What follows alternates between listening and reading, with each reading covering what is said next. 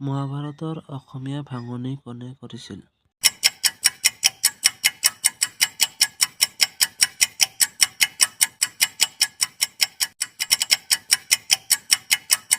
ইয়াৰ শুদ্ধ উত্তৰটো হ'ল ৰাম সৰস্বতী।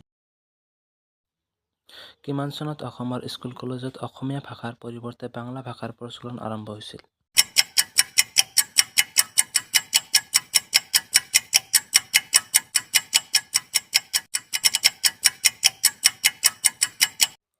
ইয়াৰ শুদ্ধ উত্তৰটো হ'ল এ নম্বৰ 1836। ইয়াৰ পৰৱৰ্তী কুৱেশ্যনটো হ'ল 3 নম্বৰ আমচাং অভয়াৰণ্য তলৰ কোনখন জিলাত অৱস্থিত?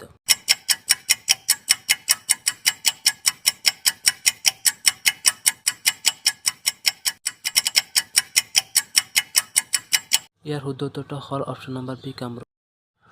হৰ্ণবিল উৎসৱ ক'ত অনুষ্ঠিত হয়?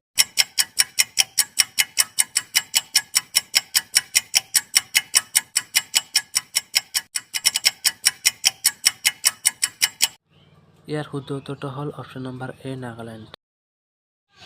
ইয়াৰ পিছত আজিৰ লাষ্ট কুৱেশ্যনটো হ'ল অমৰ আগ্ৰনাথে গীতটো প্ৰথমে ক'ত প্ৰকাশ পাইছিল?